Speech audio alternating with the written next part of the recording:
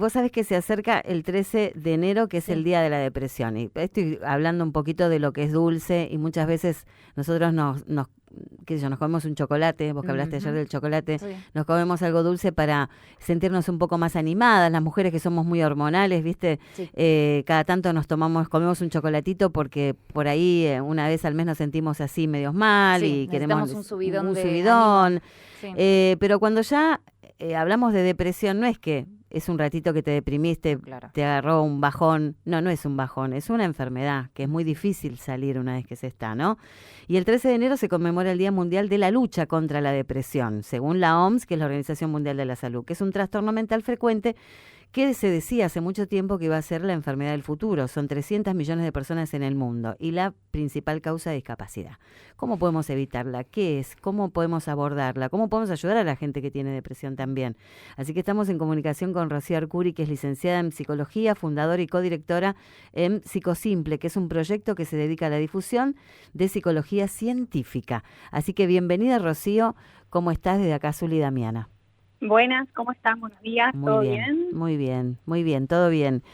Bueno, cuando hablamos de este tema, recién me escuchaste decir que justamente debe haber formas de prevenirla o de darnos cuenta qué es lo que nos pasa y qué diferencia hay entre un bajón y depresión. Ujú.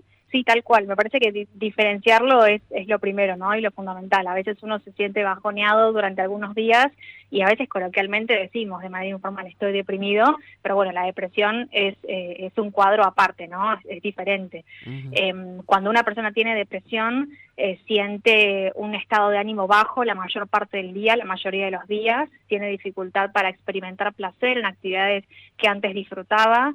Hay cambios en el apetito, ya sea porque se incrementa o decrementa, hay cambios en el peso, lo mismo, ¿no? Ya sea porque una persona pierde peso o aumenta de peso, hay insomnio o hipersomnia, ¿sí? Que es una persona que duerme mucho menos de lo que dormía antes o mucho más.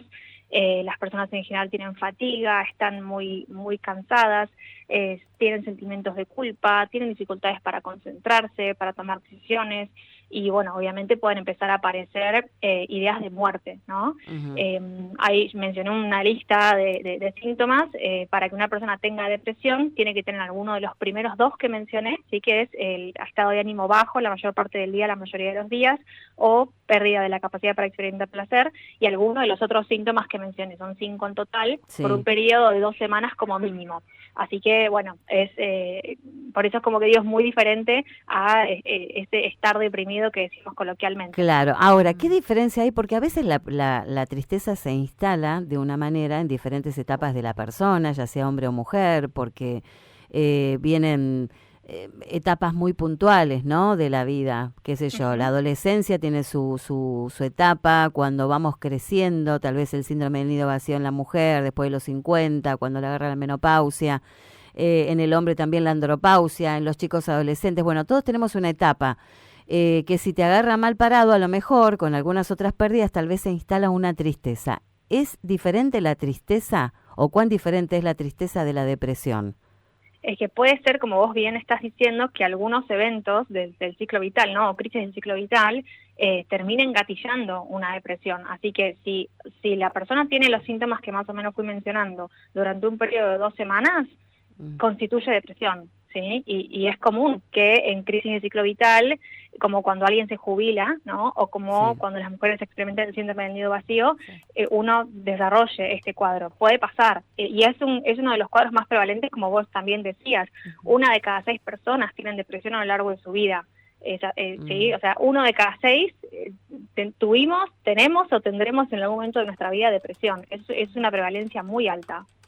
Claro. Rocío, en general hay una frase que da muchas vueltas. Quizás uno cuando ve a una persona triste, por ejemplo, ya sea por un duelo, porque perdió el trabajo, por distintas circunstancias, dice, bueno, llorá todo lo que necesites, atravesá la tristeza y date tiempo, ¿no? Ujú. Y sabemos que el duelo es diferente para cada persona, pero la alarma debería sonarnos, vos decís entonces, cuando a las 2 semanas esa persona sigue en el mismo estado. Vemos que no volvió a su rutina, por ejemplo, no volvió a hacer las mismas cosas o con el mismo ímpetu o con el mismo ánimo.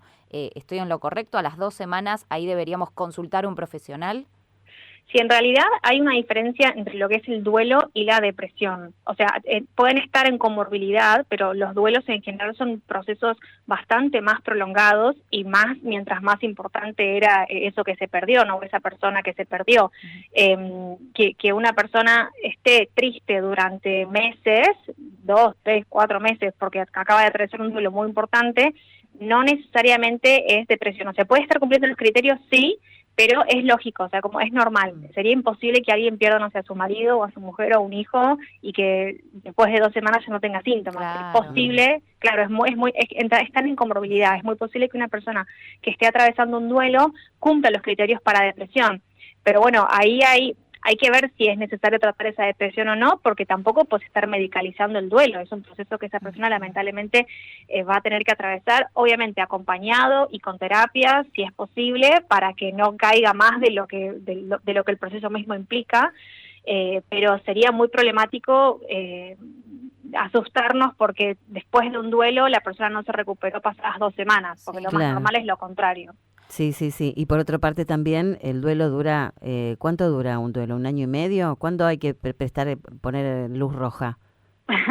Esta es una pregunta interesante. No hay una cantidad de meses estimada y determinada que sea como correcta y bien consensuada, porque hay duelos y duelos. Imagínate si una madre pierde un hijo. Podemos decir, bueno, después de 6 meses tenés que sentirte mejor y si no, quiere decir que no superaste el duelo. No se me ocurre, pueden pasar 2 años y así todo, ¿no? Pero bueno, si es un duelo, capaz voy a inventar cualquier cosa, una mascota, por más que nos duela muchísimo, quizás después de 3 o 4 meses estamos bien y ya no nos acordamos prácticamente. Entonces, no hay una duración estimada. Lo que sí es importante saber, o sea, como criterios, es si la persona no está pudiendo retomar su rutina, no sé, no puede trabajar, no puede comer, no se baña, está haciendo todo lo posible por quedarse conectado con el fallecido, por ejemplo, ¿no? Porque siente que si avanza en la vida, eso significaría una traición para la persona fallecida. Eso sería súper problemático, y también sería muy problemático el polo opuesto, que es negar el duelo, digamos, ¿no? Hacer de cuenta que esto no pasó, dar vuelta a las fotos, hacer todo lo posible para no encontrarme con eso y seguir mi vida como si no hubiera pasado. Si es cualquiera de estas 2 cosas pasan, independientemente de un criterio temporal, estamos en problemas. En los duelos saludables las personas oscilan entre los 2 polos, entre conectarse con la angustia, con la pérdida, con el dolor, con el anhelo, con la añoranza, y digamos, lavarse la cara, remangarse y seguir haciendo sus cosas. Y por eso los duelos son como una montaña rusa, porque a veces sentís que estás mejor y después sentís que hiciste 2 escalones para atrás, pero es que en realidad no es un proceso lineal, ¿no? Sino que es un movimiento pendular que se va haciendo a lo largo del tiempo entre estos 2 polos. Rocío, es interesante esto que lo cuentes, porque es parte de la vida y todos en algún punto de nuestra vida vamos a atravesar por las pérdidas. Y bueno, en especial de nuestros padres, abuelos, los más grandes que nosotros. Lo otro que contaste de un hijo es algo terrible, que debe ser terrible. Pero por otra parte también tenemos otros duelos que son pérdidas, pero que son a lo mejor separaciones, como vos decís, la jubilación o perder un trabajo. Esos duelos también tienen, o sea, son como una especie de montaña rusa. Sí, también. Un duelo, por definición, es la asimilación, ¿sí?, de lo ocurrido y la adaptación a un nuevo contexto, en el que antes había algo que ahora no está. Ese algo que había que ahora no está puede ser un trabajo, un rol, una persona, ¿sí? Entonces, en ese sentido, imagínate, si una persona tenía un trabajo, esto es más de la generación anterior, ¿no? Capaz de mis abuelos, ponele, una persona laburó 30 años en el mismo lugar, tenía la misma rutina, ya era reconocido en ese lugar, toda su vida giraba alrededor de eso y se realizaba profesionalmente por ahí. Bueno, cuando se jubila es como el nido vacío para la mujer, claro. también de esa generación, sí. ¿No? Entonces, bueno, ahí no se perdió a alguien, pero se perdió algo, y el proceso de duelo implica que la persona se adapte a la nueva realidad que tiene enfrente. Yo quisiera, no sé si vos viste esta película El amor menos pensado con Ricardo Darín y Mercedes Morán, que habla un poco de reinventarse sobre acerca de los duelos. En principio es el nido vacío, pero después también hay una mirada frente a una relación de muchos años y la flexibilización que logran y el encuentro me parece que está muy bien desarrollada en relación a esto, ¿no? Que después viene o puede empezar como una especie de depresión. Ajá, sí, no vi la película, definitivamente lo voy a anotar. Anotala porque te la recomiendo. La vi anoche y me pareció sumamente interesante para el tema que abordamos hoy y me parece que es una vuelta de rosca a lo que es duelos y o después depresión, porque ¿cómo se llama? El amor menos pensado, con Ricardo Darín, Mercedes Morán, que la verdad que se pasan los dos, están en la etapa justamente, no en la etapa obviamente adolescente, sino en la etapa del nido vacío, porque el hijo se va a otro país y inicia otra vida y bueno, se miran los dos a ver el hijo único, a ver qué hacemos ahora. Sí. Y ahí se dan cuenta y tienen una mirada, es buenísima, la verdad que para detectar estos síntomas, porque a veces no nos podemos dar cuenta que estamos en depresión o no. Sí, teniendo atención a estos síntomas que fui mencionando antes, me parece importante también marcar algunas diferencias con el duelo, ¿no? Sí. En el duelo, el dolor, estas emociones muy difíciles, a veces vienen como en olas, ¿no? Y están intercaladas con recuerdos lindos, capaz que se tienen del fallecido. En cambio, en depresión, el ánimo está siempre por el piso. En el duelo, en general, la autoestima no está afectada necesariamente, está mantenida. En cambio, en la depresión, las personas también tienen una autoestima y un sentido de competencia muy, muy, muy por el piso, ¿no? Y en el duelo también, cuando a veces uno tiene ideas de muerte, capaz es más como por fantasear el unirse con la persona fallecida, ¿no? Como el volver a encontrarse. Y en cambio, en la depresión, no, están ligadas a finalizar con la vida de uno para dejar de lidiar con este dolor tan grande y largo e insoportable que uno siente. Creo que esas también quizás pueden ser algunas claves como para diferenciar uno de otro. Rocío, ¿hay una franja etaria quizás más propensa a desarrollar depresión? Hablamos de la jubilación, hablamos de cuando los hijos crecen, pero por ejemplo, ¿un niño en edad escolar puede también deprimirse? También puede, sí. Lo más común es que aparezca la depresión hacia el final de la adolescencia y durante la adultez, tipo entre, como que te diga, entre los 20 y los 45 años, es donde están las tasas de prevalencia más altas. Sí. Sin embargo, no es exclusivo, digamos, de ese grupo etario. Y me gustaría saber también, vos sos licenciada en psicología y quería saber qué tan importante o crucial es cuando uno aborda la depresión, cuando uno aborda a un paciente que está sufriendo depresión, que está atravesando esto, el tema de lo multidisciplinario, es decir, abordarlo desde lo psicológico o lo psiquiátrico si es necesario, pero también desde lo médico, ya que muchas veces se ve que el síntoma que aparece es el dejar de comer, el desnutrirse y todo eso. Es necesario, es importante tener un médico de cabecera que quizás lo provea al paciente de suplementos o de una dieta especial. Es importante para hacer la evaluación, en primer lugar, porque hay algunas condiciones orgánicas que pueden generar una depresión endógena. Por ejemplo, un hipotiroidismo no tratado genera depresión y ahí no hay terapia cognitivo-conductual que darle. La persona necesita levotiroxina, no necesita psicoterapia. No te puedo creer. Claro, o sea, es un trastorno, digamos, endocrinológico, lo estoy diciendo bien. Sí. Puede generar depresión, o sea, la persona se puede sentir completamente mal sin motivo externo. Bueno, wow. También pasa, no nos pasa acá, pero digamos, en los países que están muy cerca de los polos, también se produce depresión por una cuestión lumínica, digamos, la falta de vitamina D también genera depresión, y ahí en Noruega, por ejemplo, a las personas les tienen que dar una terapia lumínica, van a camas solares, para prevenir la depresión o para tratar esa depresión que se le generó por una falta de vitamina D. Entonces, es muy importante descartar cualquier cuestión orgánica y por eso tenemos como condición los terapeutas que cuando una persona viene a consulta se haya hecho un chequeo clínico por lo menos durante el último año. Y si no se lo hizo o se lo hizo hace mucho tiempo, bueno, mira, es condición de tratamiento que vos puedas ir a un médico, porque hay que, digamos, hacer todo ese escaneo, ¿no? Sí, que Rocío, qué interesante esto. O sea que podemos hacer foco antes de... porque a lo mejor están pasando por todas, tienen baja la vitamina D, están pasando, a lo mejor se separaron, a lo mejor perdieron el trabajo, le pasó todo. Sí, sí. Y claro, y no puede soportar a lo mejor la angustia y el dolor y tal vez no llega a ser una depresión si en principio a lo mejor se ataca este síntoma. Ahora, ¿Qué otro tenemos? El hipotiroidismo y falta de vitamina D. ¿Hay otra cuestión fisiológica que pueda afectar y poder tener depresión que nos Sí, falle? hay después cuestiones conductuales más bien, ¿no? Las personas, por ejemplo, con anorexia, que sufren inanición, o sea, que no se alimentan.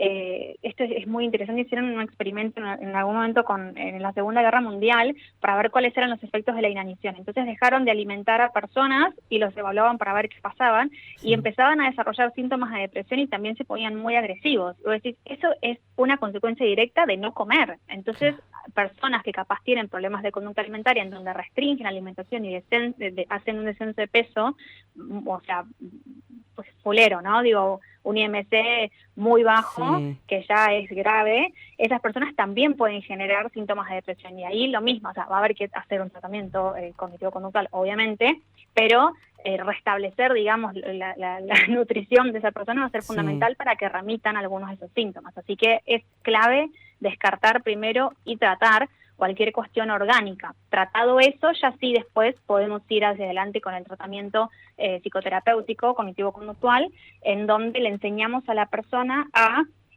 comportarse de una manera diferente. La depresión, en general, lo que termina ocurriendo cuando una persona está deprimida es que no accede a reforzadores del ambiente. Reforzadores son eventos que para uno son importantes o valiosos. Las personas deprimidas dejan de vincularse con otros y no obtienen satisfacción de su entorno, de su ambiente. Entonces no están motivados para hacer nada y se produce lo que se llama inhibición conductual, que es: me quedo en casa, no veo a nadie, no voy a trabajar, no me baño, no como, ¿no? ¿Sí? Pero si la persona puede ir retomando, digamos, todas esas cosas que perdió, de a poquito empieza a obtener de nuevo placer de cada uno de esos ámbitos.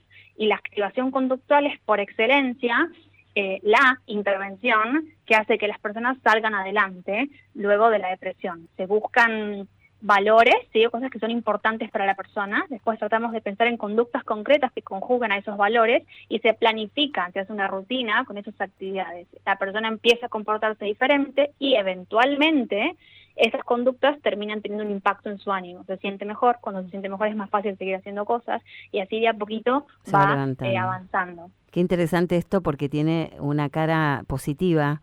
La depresión es igual a negatividad. Uno dice, es todo un bajón, terrible, es difícil salir, porque es difícil salir. Es difícil. Muy difícil si no tenemos ayuda. Pero lo bueno y la luz en el camino es que con tratamiento se puede salir.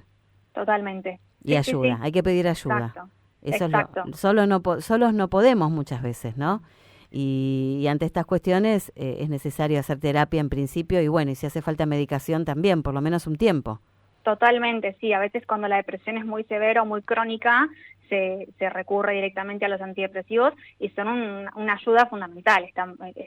A veces en algunos tratamientos es impensado no usarlos. Necesitas serotonina, digamos, ¿no?, como algo químico que levante un poco al consultante y que eso después te permita seguir trabajando. Y es importante tratarlo porque la depresión tiende a ser crónica. Una persona que tuvo un episodio depresivo tiene 50% de chances de tener un segundo, quien tuvo un segundo tiene 70% de chances de tener un tercero, y que tuvo un tercero tiene 90% de chances de volver a tener otro. O sea, cuando una persona tuvo 3 episodios depresivos, se lo medica de por vida con antidepresivos, porque es menor el riesgo de medicarlo y que, bueno, a lo sumo tenga que afrontar algunos efectos adversos de la medicación, que el riesgo de que se vuelva a deprimir con todo lo que eso implica.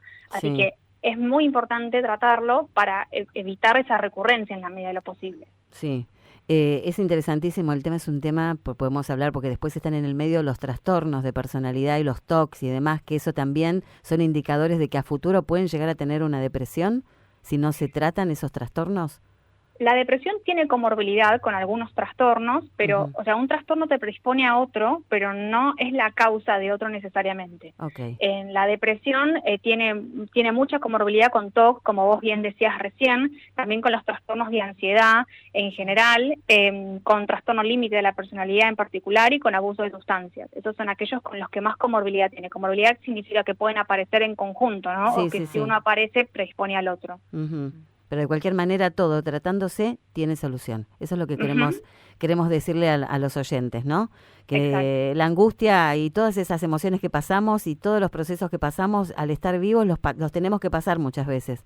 Y bueno, a veces sentimos que estamos deprimidos, pero lo bueno es no quedarse ahí, abajo, sino que cuando estamos cayendo, levantar la mano y decir, bueno, necesito ayuda, ¿no? Exacto, sí, totalmente. Existen tratamientos validados para esto, hay mucha investigación hecha, hay terapias, hay medicación y está lleno de terapeutas acá de este lado con los conocimientos como para poder ayudar a las personas que están ahí del otro lado. Así que no duden en levantar el teléfono, en consultar, en buscar en Instagram, en enviar una consulta, porque bueno, acá vamos a estar para recibirlos y para ayudarlos. Y en sacarnos los estigmas de encima también, ¿no? Obvio. El hecho de decir, bueno, tengo depresión, estoy atravesando esto, decirlo abiertamente y pedir ayuda. Sí, voy al psicólogo y voy al psiquiatra también, no tener miedo, porque no es locura, y si estamos un poco locos, somos humanos, y a veces estamos un poco locos, y es de acuerdo a las cosas que nos pasan.